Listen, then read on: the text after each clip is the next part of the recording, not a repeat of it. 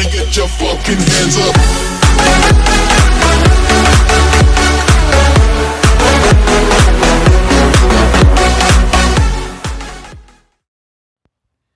Hey guys, this is Bella here. We are back for some more conspiracy theories. So you all know me, I love conspiracy theories about anything. And recently, I started watching X-Men again. And there was a question that's always been on my mind about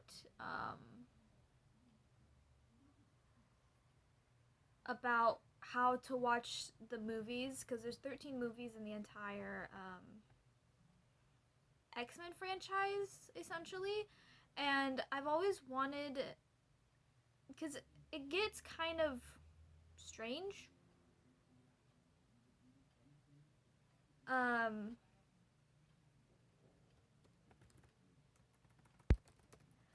It always gets strange around the newest movies. I don't know if they meant, because they came out, from 2000 whatever to 2020 with the New Mutants movie, and I always wondered if there was a certain way that it had to be, or if the movies correlate with each other in some different way, which they do. It's how it's always been, kind of along with like the entire Marvel franchise and everything like that. I know, because I've watched them all in chronological order. So basically my question is like, basically throughout the entire beginning of like Wolverine and his life and like the first two X-Men movie, but then some people died. Well, yeah, Charles Xavier and Scott Summers died in X-Men 1 and 2. But then you have Days of Futures Past where they're still alive, and then you have First Class and Apocalypse where they're all young. I didn't know if that's because they're different years the movie came out, or if that's how it's supposed to be. But I've always wanted to figure out the chronological order of it, so I looked it up, because that was just my theory about because if things were different because of Days of Futures Past. So for this video, if you can tell by the title, this is technically how to watch the entire X-Men movie series in chronological order. Also, yes, I am sitting on my bed because there's a cat on my chair.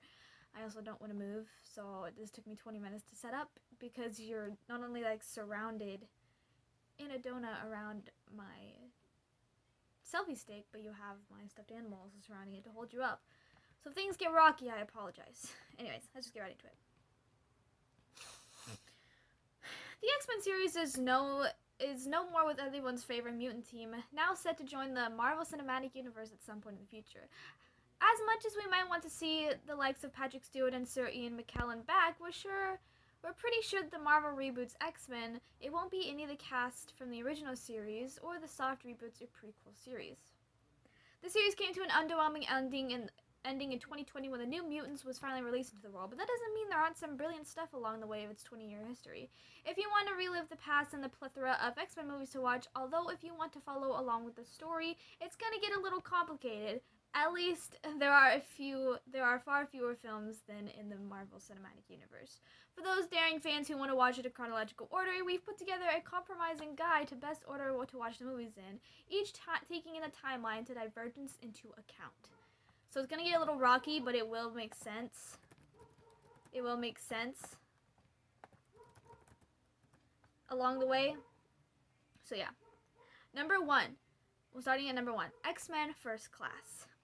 In 1962, Charles Xavier and his childhood best friend Raven Darkholme / Mystique meet a Holocaust survivor and a fellow mutant, Magneto, for the first time. They form the original X-Men team to help avert disasters during the Cuban Missile Crisis, but Mystique and Magneto disagree with Professor X about the future of mutant kind and abandon him. A stray bullet hits Charles and paralyzes him. And then number 2 comes X-Men Days of Futures Past. And then in 1973, a military scientist, Bolivar Trask, creates an army of robots, Sentinels, to control and perceive mutant threats. Xavier, Beast, who's played by Nicholas Hoult, and Quicksilver, played by Evan Peters, break Magneto out of prison under the Pentagon, and while Mystique attempts to assassinate Trask after discovering that he has been experimenting on mutants. And then this is where the timeline divergent alert, because there's two different timelines. Sorry, there's also people.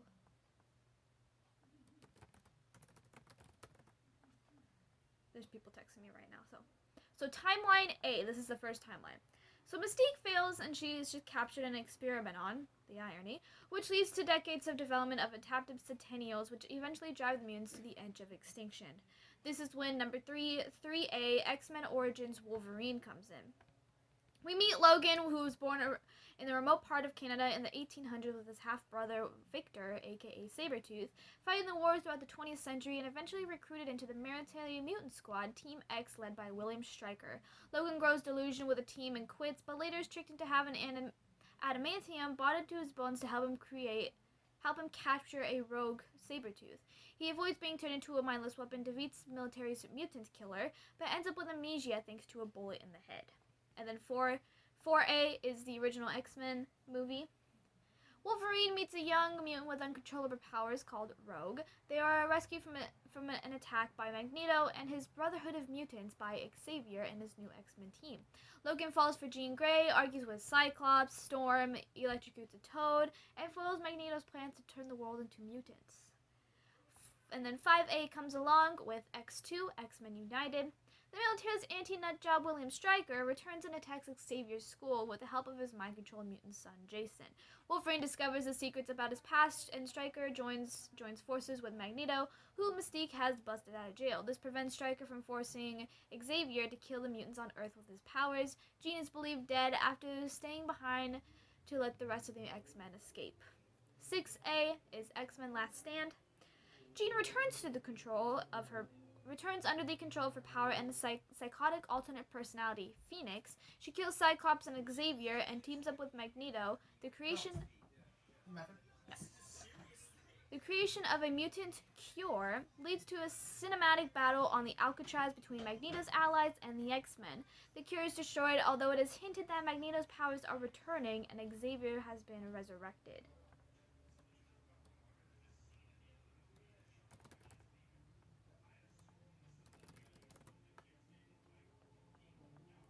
And then 7A is Wolverine.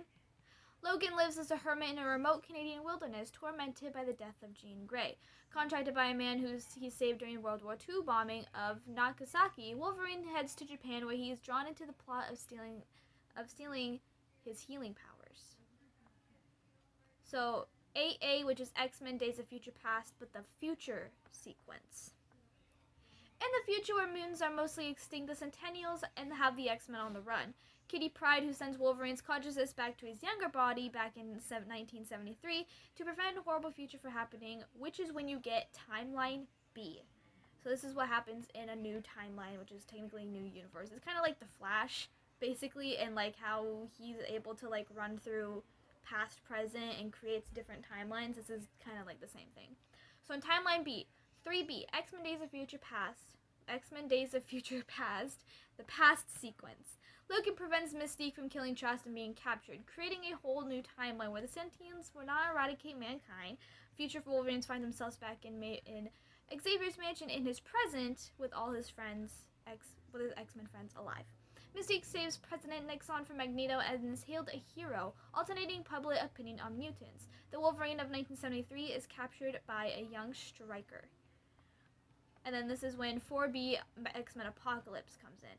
In 1983, Mystique has become a legend of mankind. She reluctantly becomes the leader of the X-Men to help find the ancient mutant Apocalypse, who has transformed Magneto into one of his horsemen and minions after the former villain's family was murdered. Stryker captures the team, and the young new X-Men, the young new X-Men, Jean, Cyclops, and Nightcrawler, set out to rescue them, releasing a savage, apparently mindless Wolverine in the process. Apocalypse attempts to steal Xavier's body, but Jean transforms into Phoenix and destroys them. And then 5B is when Dark Phoenix comes in. X-Men Dark Phoenix offers a fresh take on Jean's corruption by the Phoenix, which begins after a mission into space goes awry and Jean absorbs cosmic force which she can't control. Following the pattern of the recent movies set in the 1900s, 1992 to be precise, with the prologue of 1975, plotting it in between the 80s of Apocalypse and Deadpool by Modern Adventures.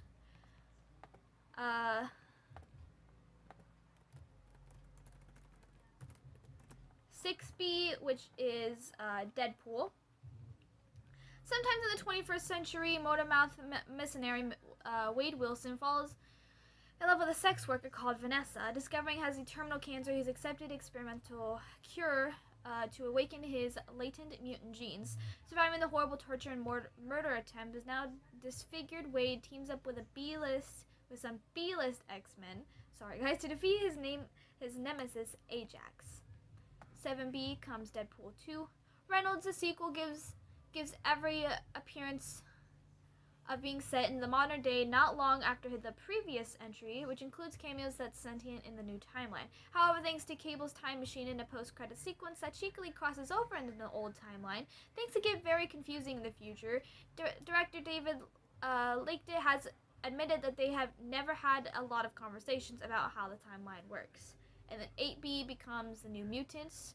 In the truth, you could place the New Mutants in either timeline, as most of it is separated from everything that's become before. It's contemporarily timeless, according to producer Karen Rosenfeld, and completely its own thing, according to director Josh Boone.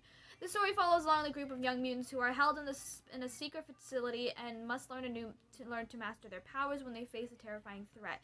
We likely won't see them again in the future, despite the original plans for the future. Given that is some sort of Logan connection, as we are seeing glimpses of the future, glimpses of the facility where X-23 was created, we're going to put the New Mutants in this timeline. And all honestly, though, watch it whenever you want to. I actually watched it the other day, and it was I watched that yesterday. And then 9B, again, X-Men Days of Future Past, the future sequence. Yep, this movie again, after Logan saves the day, he wakes up back in 2023 at the X-Mansion to find all his friends alive and well, so that's nice. And then 10B, which is where Logan comes in. An aging Professor S loses his control of his power, killing most of the X-Men, and the sinister government plot to suppress the X-Men gene throughout the distribution and genetically modified corn, essentially leading the eradication of all mutants. Wolverine works as a chauffeur while trying to look after his sickly Xavier. When he comes into contact with a little girl created from his DNA, he goes on a quest to find a safe refuge for them. Xavier and Logan don't survive the trip, but they do at least manage to lead a new generation of young mutants to freedom. And that is how that entire thing goes. I was looking this over and it was so confusing, because I don't know, anything that just has to do with alternate timelines and different futures and different alternate realities is just mind-boggling, you know? But I do find it very fascinating. So I'm sorry if it got a little bit confusing there. I'm also sorry, they're just kind of very short descriptions of the movie, but it does make sense if you watch the movies, you know, in this chronological order. So go ahead and go give those a watch, because I love the X-Men movies. On that note, I hope you all enjoyed. If you're new to my channel, hit the subscribe button, give us a thumbs up. Also, bell for videos, which is whenever. Social media down below, you know what to do. I got a whole bunch of these lined up, so I'm going to make a few of these, so after people stop texting me. So I hope you all enjoy. I love you guys. I'll see you guys later. Bye-bye.